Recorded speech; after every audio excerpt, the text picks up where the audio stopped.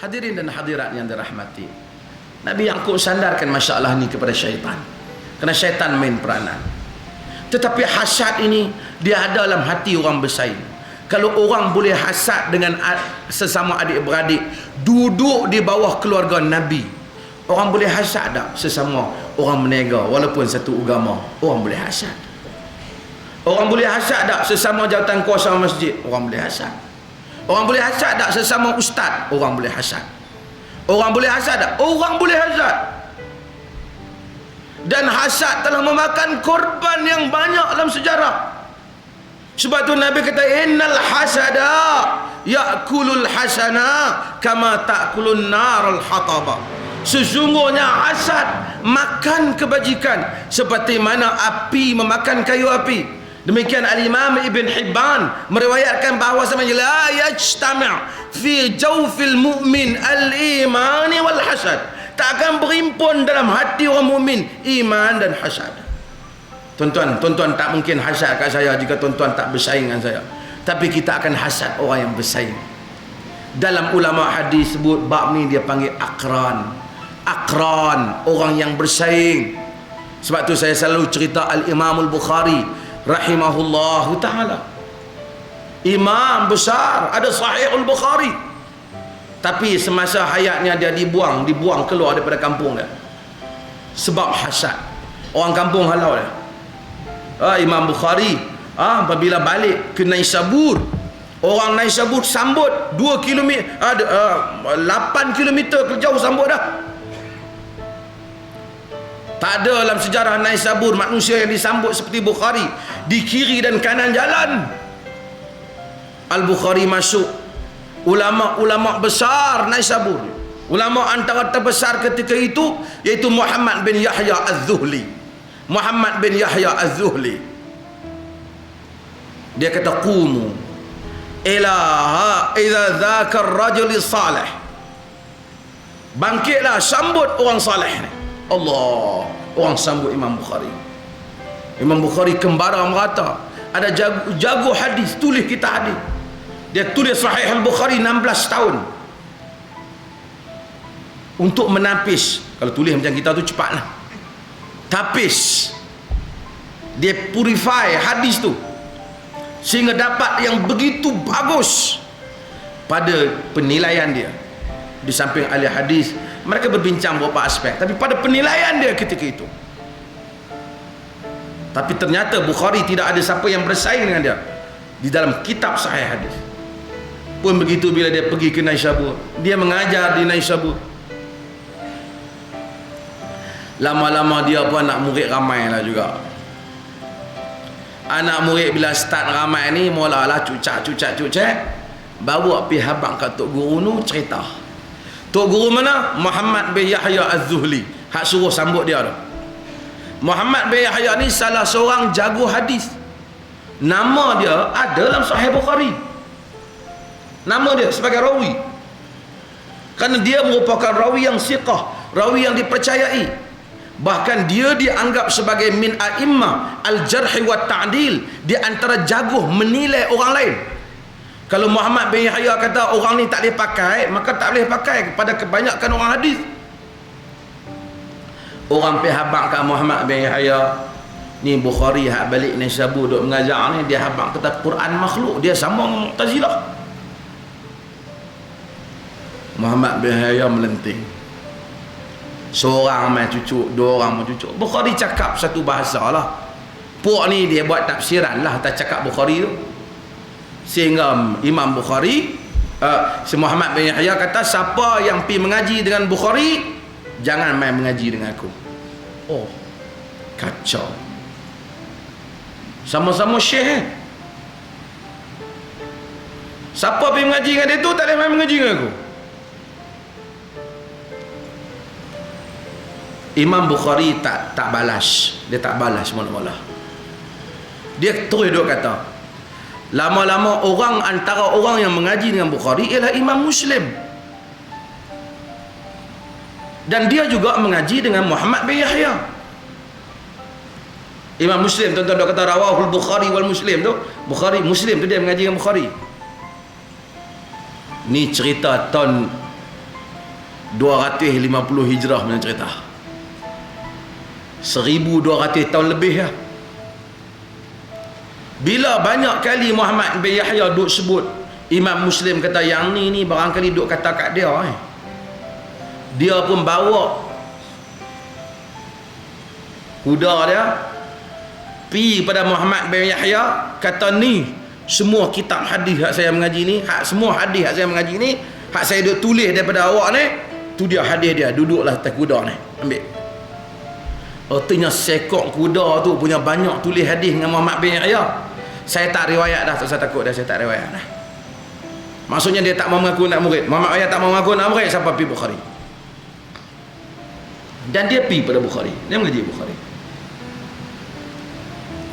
Bukhari tengok makin hari makin benda ni duk tegang, orang duk main kata, duk kacau.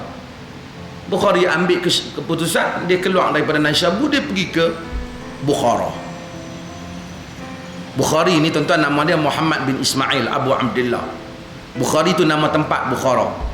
Kalau tuan-tuan bubuh anak nama Bukhari, artinya anak tuan-tuan orang Bukhara lah, orang Bukhara. Nasi Bukhari betul, sebab nasi tu mungkin berasal daripada Bukhara. Saya tak tahulah, tapi tengok Penang yang duk buat pun. Imam Bukhari dia pergi ke Bukhara. Bila dia pergi Bukhara, di sana Khalid bin Yahya Az-Zuhli dia tekan Imam Bukhari, dia gubernur. Dia tak bagi Imam Bukhari. Mula-mula dia suruh Imam Bukhari main, mengajak dia di rumah dia. Imam Bukhari kata, aku tak akan menghina diriku. Jika hang nak mau ilmu hang mari. Adapun ulama nak pergi bersila depan orang besar, tak ada satu kerja. Ada izzah, ada nilai, ada harga diri. Al-Imam Al-Bukhari rahimahullah kata, nampak gubernur ni nak main sakan dengan dia. Imam Bukhari kata, kalau hang rasa berat sangat aku, hang tolong buat satu surat bagi aku telah mengajar. Kira hang batal bang lah, tak boleh aku. Hang tak mai satu surat kata aku tak boleh mengajar, supaya surat ni jadi hujah aku di sisi Allah Ta'ala. Bukan aku tak mau sampaikan ilmu, tapi hang tak bagi. Dia pun tak bagi.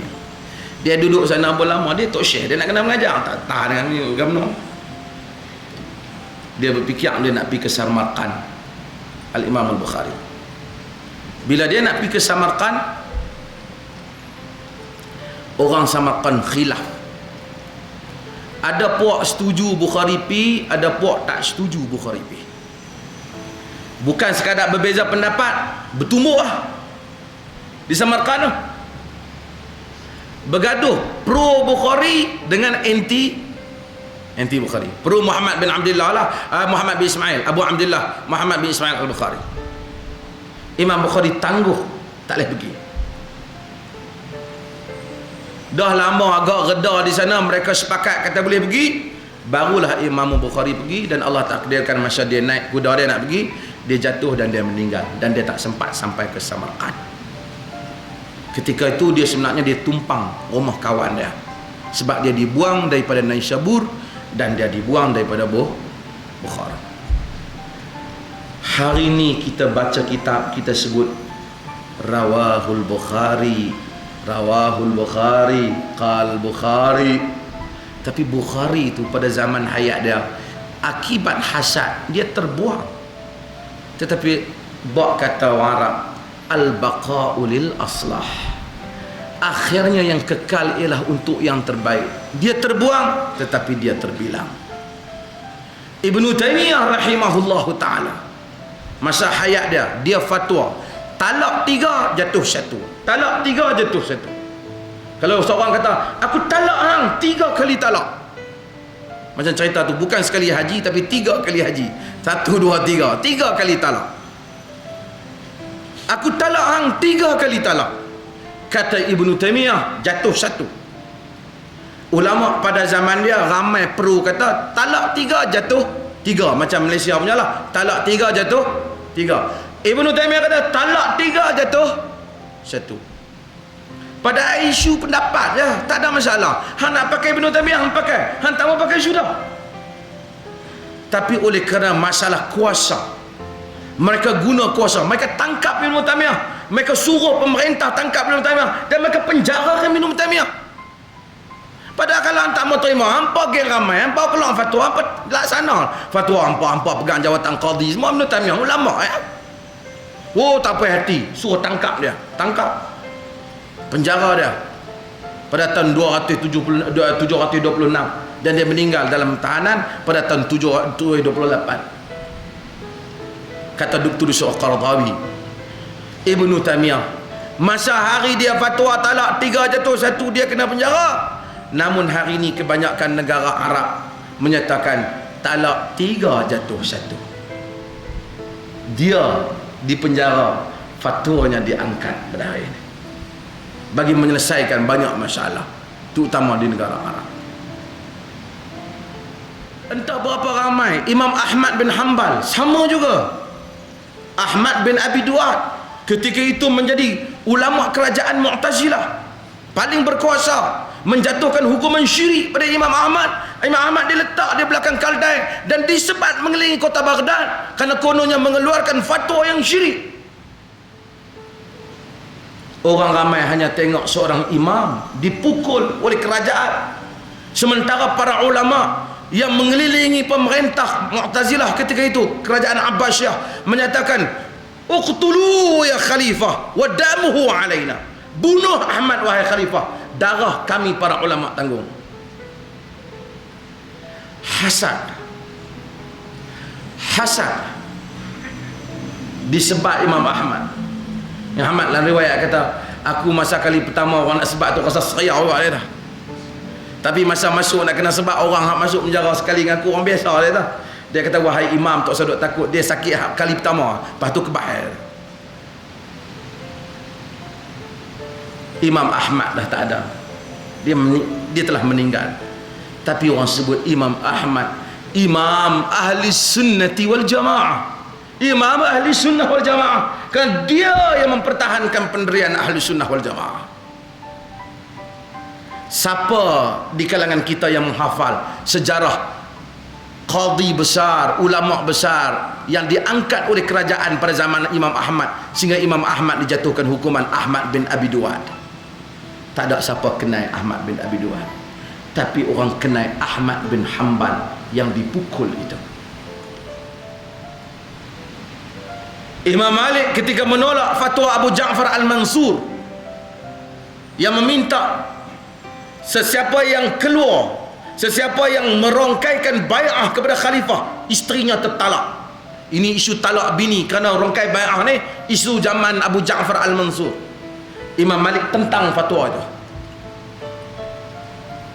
Imam Malik tentang fatwa itu. Dia dipukul, tercabut bahunya, sehingga bila dia nak kuliah, dia akan angkat sebelah bahu dia. Imam Abu Hanifah disebat kerana menolak jawatan qadi. Tetapi sejarah menyebut mereka dengan kegemilangan,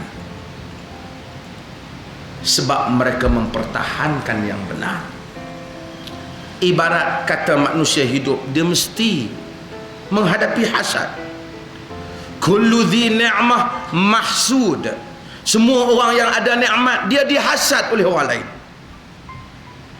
Tetapi di atas segala hasad ini, insan tidak boleh tengok kepada ini, tapi dia nak kena tengok kepada pergantungan dia dengan Allah Jalla wa'ala. Manusia nak kata pada orang berapa hari, tapi Allah mengangkat manusia lebih daripada itu. Anak Bani Israel yang kaum kerabatnya dibunuh, yudhabbihuna abna'ahum wa yastahyuna nisa'ahum, disembelih anak-anak lelaki dan dibiarkan hidup wanita-wanita mereka. Bangsa yang dianggap bangsa yang ditindas, Bani Israel di bawah pemerintahan Fir'aun.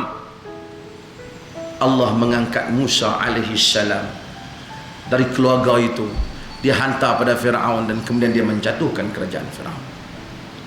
Nabi Yusuf alaihi salam didengki oleh saudaranya. Allah mengangkat urusan dia, dan kita akan tengok selepas daripada ini apa yang berlaku padanya. Sebab itu saya selalu sebut, dan setiap kuliah dan berulang kali, sebagai bekalan pada saya dan tuan-tuan juga, insan amalkan apa yang Nabi sebut. Ya Hayyum ya Qayyum birahmatika astaghith aslih li sya'ni kullah wa la takilni ila nafsi tarfata ain.